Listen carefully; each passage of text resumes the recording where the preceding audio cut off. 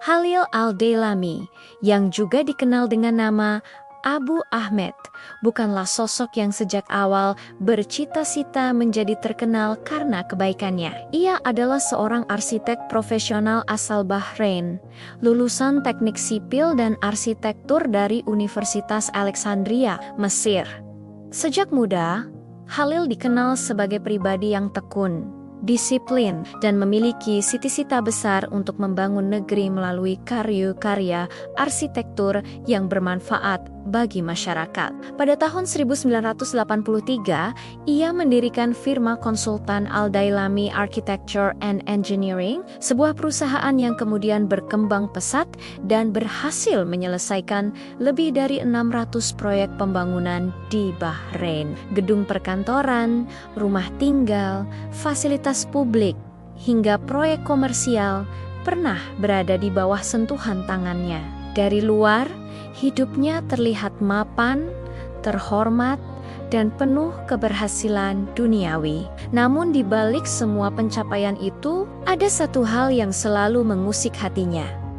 Pemandangan anak-anak yatim yang hidup tanpa orang tua, tanpa pelindung, dan seringkali tanpa masa depan yang jelas. Khalil tumbuh dengan nilai-nilai agama yang kuat, dan sejak kecil ia diajarkan bahwa anak yatim memiliki kedudukan istimewa. Dalam ajaran Islam, ia sering mendengar ayat dan hadis tentang kewajiban memuliakan anak yatim, tentang ancaman bagi mereka yang mengabaikannya, dan tentang pahala besar bagi mereka yang merawatnya. Nilai-nilai itu tertanam dalam hatinya, tetapi baru benar-benar terwujud dalam tindakan ketika ia mulai merasakan stabilitas ekonomi dari hasil kerjanya sebagai arsitek. Awalnya, Khalil membantu secara diam-diam. Ia membiayai sekolah satu anak yatim, lalu 2, lalu 10. Ia membantu membayar sewa rumah keluarga yang kehilangan kepala keluarga. Ia memberikan makanan, pakaian, dan biaya pengobatan kepada mereka yang membutuhkan. Semua itu dilakukan tanpa publikasi, tanpa laporan ke media, bahkan tanpa sepengetahuan banyak orang di sekitarnya. Ia tidak ingin dikenal sebagai dermawan, karena baginya amal bukan tentang nama, melainkan tentang kebahagiaan yang tumbuh di wajah orang-orang yang ditolong. Ia percaya bahwa ketika seseorang memberi dengan ikhlas, yang paling penting bukan seberapa besar jumlahnya, tetapi seberapa tulus niatnya. Seiring waktu, jumlah anak yatim yang ia bantu semakin banyak. Khalil menyadari bahwa bantuan sporadis tidak cukup. Anak-anak ini membutuhkan sistem yang berkelanjutan, bukan sekadar sedekah sesekali. Mereka membutuhkan pendidikan, bimbingan moral, rasa aman, dan harapan tentang masa depan. Dari kesadaran inilah lahir gagasan untuk membentuk sebuah lembaga resmi yang bisa mengelola bantuan secara terstruktur. Pada Mei tahun 2012, ia mendirikan Tree of Life Social Charity Society, sebuah yayasan sosial yang secara khusus berfokus pada anak-anak yatim dan keluarga kurang mampu. Yayasan ini bukan sekadar tempat menyalurkan dana, melainkan pusat pembinaan. Program-programnya mencakup beasiswa pendidikan, bantuan biaya hidup, dukungan psikologis, dan kegiatan keagamaan. Anak-anak yatim tidak hanya diberi uang sekolah, tetapi juga dibimbing agar tumbuh sebagai pribadi yang percaya diri dan mandiri. Khalil sering mengatakan bahwa anak yatim tidak membutuhkan belas kasihan. Mereka membutuhkan kesempatan. Ia ingin anak-anak ini tumbuh bukan sebagai penerima bantuan seumur hidup, tetapi sebagai manusia yang kelak bisa berdiri di atas kaki sendiri dan bahkan membantu orang lain. Dalam menjalankan yayasan, Khalil tetap mempertahankan sikap rendah hati. Ia tidak ingin menjadi pusat perhatian. Ia lebih senang berada di belakang layar, memastikan setiap anak mendapatkan haknya. Ia sering mengunjungi rumah ramah keluarga miskin, duduk bersama mereka di lantai, mendengarkan cerita hidup mereka, dan mencari solusi yang paling realistis. Ia tidak hanya memberikan bantuan materi, tetapi juga kehadiran. Baginya, mendengarkan keluh kesah seseorang adalah bagian dari amal yang tidak kalah penting dibandingkan memberi uang. Waktu terus berjalan, dan tanpa disadari, ratusan anak yatim telah merasakan sentuhan kebaikannya. Sebagian dari mereka tumbuh menjadi mahasiswa, guru, pegawai, bahkan pengusaha kecil. Mereka tidak lagi sekadar bertahan hidup, tetapi mulai membangun masa depan. Halil melihat hasil itu dengan hati penuh syukur. Ia jarang menceritakan perbuatannya kepada orang lain. Bahkan banyak rekan bisnisnya yang tidak tahu bahwa sebagian besar penghasilannya dialirkan ke kegiatan sosial. Puncak dari kisahnya yang tersembunyi itu terjadi pada tahun 2022, ketika namanya mendadak dikenal dunia melalui sebuah acara televisi Bahrain berjudul You're Outstanding. Suatu hari, Halil sedang mengendarai mobilnya seperti biasa. Ia berhenti di lampu merah, tanpa tahu bahwa sebuah kejutan besar telah disiapkan untuknya. Tiba-tiba, di seberang jalan muncul puluhan anak-anak dan remaja membawa spanduk besar bertuliskan Yuri Outstanding dan Yuri Dedicated. Mereka adalah anak-anak yatim yang selama ini ia bantu, juga mantan anak asuh yang kini telah sukses dalam hidupnya. Anak-anak itu berlari mendekat, sebagian menangis, sebagian tersenyum lebar.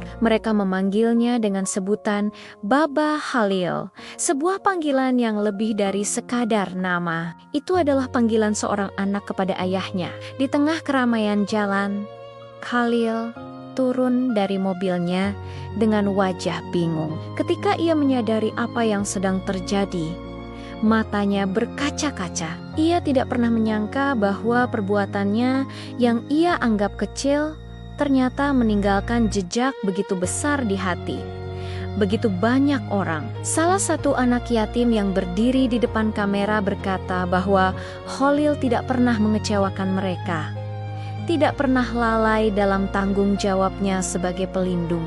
Ia selalu hadir ketika mereka membutuhkan, bukan hanya dengan uang, tetapi dengan perhatian dan kasih sayang. Anak-anak itu menceritakan bagaimana hidup mereka berubah karena bantuan pendidikan yang mereka terima. Bagaimana mereka kini bisa bermimpi tentang masa depan, dan bagaimana mereka ingin suatu hari nanti meneladani kebaikan Baba Halil. Halil sendiri tidak mampu berkata banyak. Dengan suara bergetar, ia hanya mengatakan bahwa anak-anak yatim berhak mendapatkan yang jauh lebih baik, dan bahwa dirinya tidak pantas menerima semua pujian itu. Ia merasa bahwa apa yang ia lakukan hanyalah kewajiban sebagai sesama manusia. Baginya, anak-anak itu bukan objek amal, melainkan amanah. Tangisnya bukan tangis kebanggaan, melainkan tangis kerendahan hati karena ia merasa belum melakukan cukup banyak.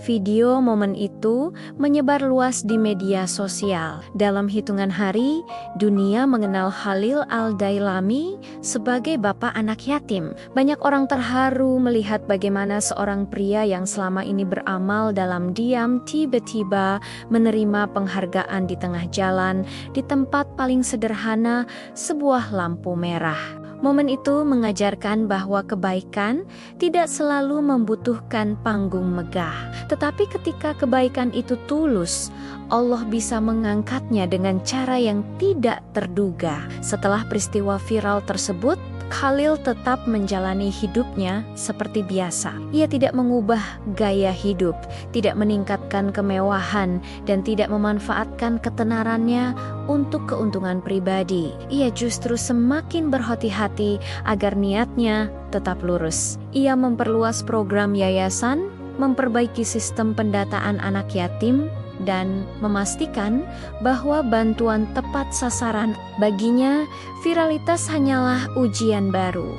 Apakah ia akan tetap ikhlas atau tergoda oleh pujian manusia? Filosofi hidup Halil sangat sederhana. Ia percaya bahwa amal bukan hanya tentang memberi uang, tetapi tentang membawa kebahagiaan. Ia sering mengatakan bahwa senyum seorang anak yatim lebih berharga daripada tepuk tangan ribuan orang. Ia juga percaya bahwa harta bukanlah milik manusia sepenuhnya, melainkan titipan yang harus dipertanggungjawabkan. Dengan cara pandang ini, kekayaannya tidak membuatnya tinggi hati, justru membuatnya merasa lebih bertanggung jawab. Dalam dunia yang sering mengukur kesuksesan dari jumlah properti dan kendaraan mewah, Halil mengukur hidupnya dari jumlah anak yang bisa ia bantu. Ia tidak menulis daftar prestasi dalam bentuk angka bisnis, tetapi dalam bentuk wajah-wajah yang dulu murung kini tersenyum.